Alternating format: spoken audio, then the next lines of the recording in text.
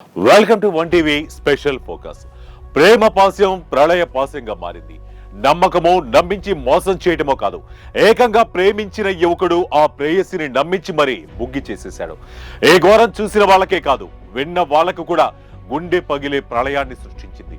కన్న వాళ్లతో పాటు నమ్మిన వాళ్లకు, నమ్ముకున్న వాళ్లకు కన్నీటినే మిగిల్చింది. అసలు ఏం జరిగింది? ప్రేమించిన ఫలితానికి మిగిల్చింది బూడిదేనా? ఎప్పుడు, ఎక్కడ, ఎలా? Let's watch the story.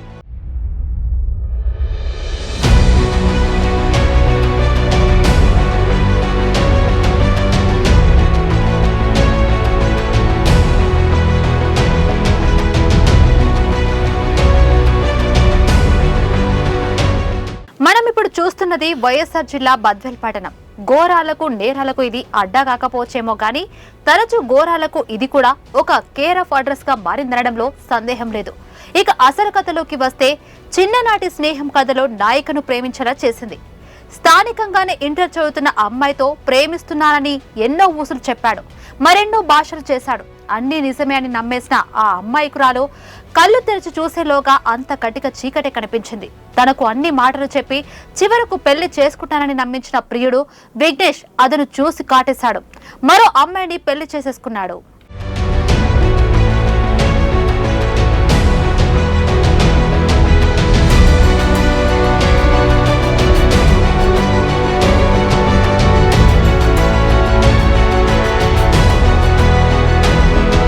అసలు నిజం తెలిసేసరికి సొమ్మసిల్లిపోయిన ఆ అమ్మాయి పెద్దలతో ఈ వ్యవహారాన్ని షేర్ చేసుకుంది.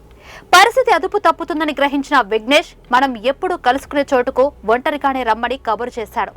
అన్నీ నమ్మేసిన ఆ అమాయకురాలు ఆగమేఘాల మీద రెగ్యులర్ గా వాళ్ళు ఇద్దరు కలుసుకునే చోటుకు చేరుకుంది. జరగబోయే ఘోరకలిలో బలి పశువుల మారనున్న వైనం ఆమె గ్రహించలేకపోయింది. ఎంతైనా ప్రేమించిన వాడే తనను కడతీర్చాడా అనే ప్రశ్న కొంచెమైనా ముందుగా వచ్చుంటే పరిస్థితి మరోలా ఉండేదేమో.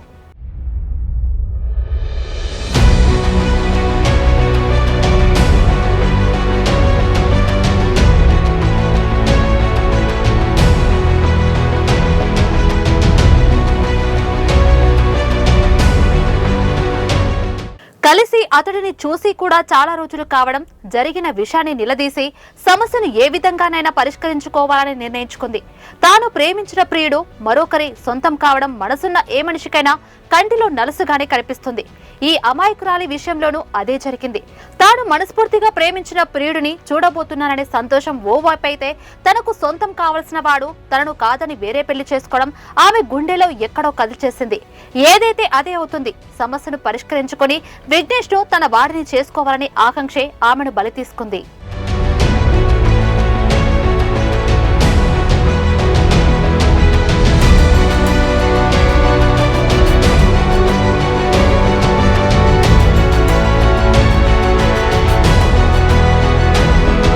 రెగ్యులర్ గా వాళ్ళిద్దరూ కలుసుకునే చోటకు చేరుకుంది ఆ అమ్మాయి. అప్పటికే అక్కడకు చేరుకున్న తోడేలు విఘ్నేష్ తన గుండెలో పెళ్లిబుక్కుతున్న విషయాన్ని తలకెక్కకుండా జాగ్రత్తగా పడుతున్నాడు. దూరంగా పరుగున వస్తున్న తన మాజీ ప్రియురాలని చివరిసారిగా చూడాలని కోరికను కళ్ళలో నుంచి బయటకు పడకుండా ఒకే ఒక్క క్షణం కళ్ళు మూసుకున్నాడు. తనను కలుసుకుని ఏవేవో చెప్పాలని, అడగాలని పరుగున వచ్చిన తన ప్రియురాలని ఎదురుగా చూసిన విఘ్నేష్ తన కళ్ళల్లో కసిని, కోపాన్ని బలవంతంగానే అణుచుకున్నాడు. బాగున్నావా అంటే బాగున్నావా అంటూ పరామర్శల అనంతరం అసలు కథ మొదలైంది. తాను ఏ పరిస్థితిలో ఈ పెళ్లి చేసుకోవాల్సి వచ్చిందో వివరించి కాన్విన్స్ చేయడానికి ప్రయత్నించాడు విఘ్నేష్. ప్రేమంటే అవకాశం అనే విధంగా ప్రవర్తించడానికి మనసు ఎలా వచ్చిందంటూ నిలదీసింది అమ్మాయి. అభం శుభం తెలియని తన మనసులో లేని ఆశలను ఎలా కల్పించామంటూ కోపంతో ఊగిపోయింది. దాంతో కంట్రోల్ తప్పిపోయిన విఘ్నేష్ లో క్రోధం లావాలా ఉప్పొంగింది. తన దృష్టిలో ప్రేమంటే అవకాశమేనంటూ కుండ బద్దలు కొట్టినట్టు తేల్చి చెప్పేశాడు.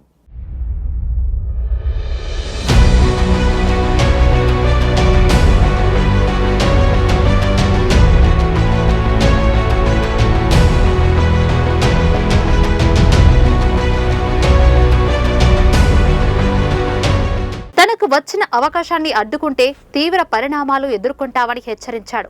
దాంతో ఆ ఇద్దరి మధ్య మాటలు కోటలు దాటాయి.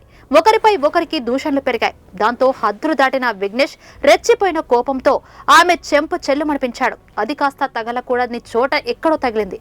దాంతో ఊహించని పరిణామం. ఏం జరుగుతుందో అర్థం కాని పరిస్థితి.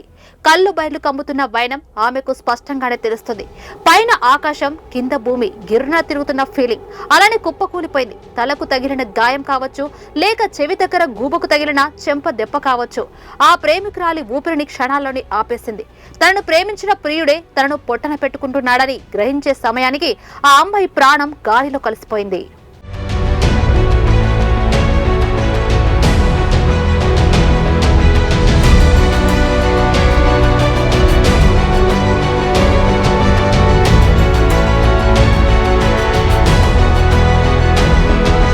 కళ్ళ ముందు తాను ప్రేమించిన అమ్మాయిని తాను ఏం చేస్తున్నాడో తెలియని విచక్షణ కోల్పోయిన విఘ్నేష్ క్రోధం తారాస్థాయికి చేరిపోయింది.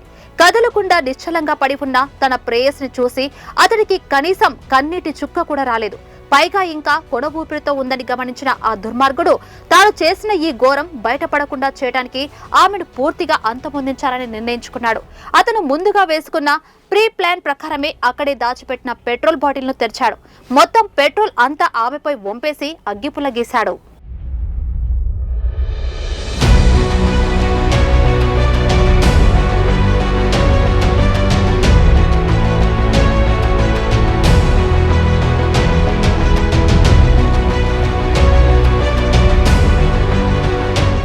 కథ లాంటి పచ్చి నిజాన్ని ఇక్కడితో కట్ చేస్తే ఈ ఘోర ఘటన గురించి సమాచారం అందుకున్న పోలీసులు రంగంలోకి దిగారు.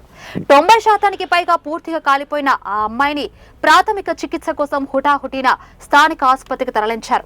అక్కడ చికిత్స పొందుతూనే తుదిశ్వాస విడిచినట్లు పోలీసులు తెలిపారు. ఆగంతకుడు విఘ్నేష్ ను అదుపులోకి తీసుకుని కటకటాలోకి నెట్టేశారు. ఇలాంటి నమ్మక ద్రోహి అనడం కంటే అమ్మాయిల పాలిట పెనుశాపంగా మారుతున్న ఇలాంటి కసాయి గుండెలకు ఎన్నిసార్లు ఎన్ని ఉరి శిక్షలేస్తే సరిపోతుంది? న్యాయ నిర్ధారితలుగా మీరే చెప్పండి. అయినా పోస్టా కోర్టులో అగంతకుడు విఘ్నేష్ ను హాజరుపరిచిన పోలీసులు కేసును ఇంకా క్షుణ్ణంగా దర్యాప్తు చేస్తున్నారు. టీనేజ్ లో తీసుకునే నిర్ణయాలు, జరిగే పొరపాట్లు జీవిత పోరాటానికి తొలిమెట్టుగానే భావించాలి. పోరాడేది నెగ్గడానికి, నిన్ను నమ్ముకున్న వాళ్ళను నెగ్గించి బతికించడానికనే నిజాన్ని గ్రహించలేని టీనేజర్స్ కు ఇదే మేలుకొలుపుగా భావిద్దాం. మీరు బతకండి, మిమ్మల్ని కన్న వాళ్ళ కోసం, మిమ్మల్ని ప్రేమించే వాళ్ళ కోసం మీరు బతకండి. వాళ్ళని మీరు ప్రేమించండి, వాళ్ళని మీరు బతికించండి. మరో జన్మలోనైనా మిమ్మల్ని ప్రేమించే వారి కోసం మళ్ళీ మళ్ళీ పుట్టాలని, అంతవరకు మీరు బతకండి. సో ఇది ఇవాళ వన్ టీవీ స్పెషల్ ఫోకస్. మరో ఇంట్రెస్టింగ్ టాపిక్ తో మళ్ళీ కలుద్దాం. Until then keep watching one TV news. ప్రతి క్షణం ప్రజల పక్షం.